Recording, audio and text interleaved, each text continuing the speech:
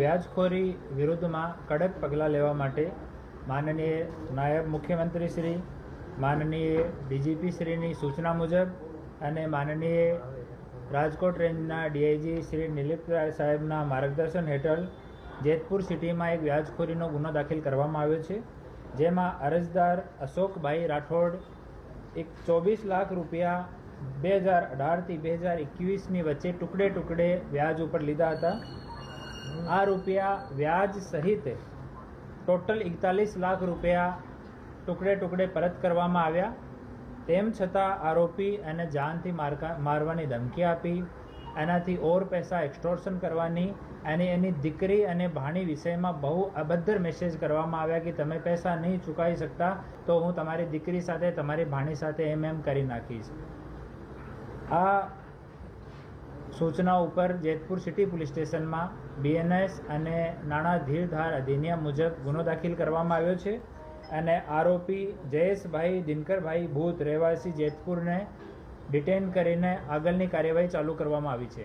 આને અટક કર્યા પછી આરોપીને ત્યાં પ્રોસિજર મુજબ પંચનામો કરવામાં આવ્યો, જેમાં ફરિયાદીના 10 જેટલા ચેક પણ ત્યાંથી રિકવર થયા છે, જેમાં ટોટલ અમાઉન્ટ 35 લાખ રૂપિયા ભરાયેલો છે.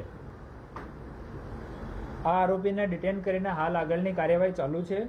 હું આપના માધ્યમથી તમામ જનતાને અપીલ કરું છું કે વ્યાજખોરીના કેવો પણ માણસ હોય, સામાવાળો કોઈ પણ ઇસ્યુ હોય, આપ તુરંત લોકલ પોલીસ સ્ટેશનને, અમારા એએસપી ડીવાયએસપી કચેરીમાં કે અમારી કચેરીમાં અમને સંપર્ક કરો.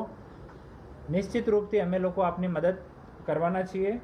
2016માં રાજકોટ ગ્રામ્ય જિલ્લામાં વ્યાજખોરીના 57 ગુના દાખલ થયા છે, જેમાં 115 જેટલા આરોપીઓ વિરુદ્ધમાં કડક કાર્યવાહી કરવામાં આવી છે.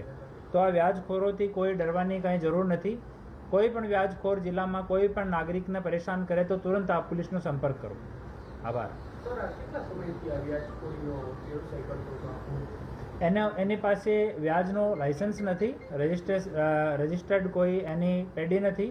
આ માણસને વ્યાજ ઉપર પૈસા આપ્યા ને એનાથી એક્સટોર્શન કરતો હતો. એની હાલ તપાસ ચાલુ છે અને ઘરની સર્ચ કરવામાં આ જો આપનો અરજદાર છે એના 10 ચેક મળ્યા છે. બીજી જો એની દુકાન છે, ઘર છે, ત્યાં બીજા પંચનામા કરીને આગળની કાર્યવાહી કરવામાં આવશે. હા, એનો ભોગ કોઈ બનેલો નથી. એના વિરુદ્ધમાં પહેલો ગુનો છે. 2% વાત થઈ હતી મહિનાનાની, પરંતુ એનાથી વધારે પૈસા લઈ પણ લીધા.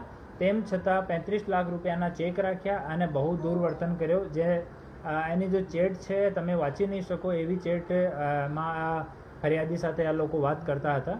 તો આ તમામ વસ્તુનો ધ્યાનમાં રાખીને એકદમ કડક કાર્યવાહી કરવામાં આવી છે.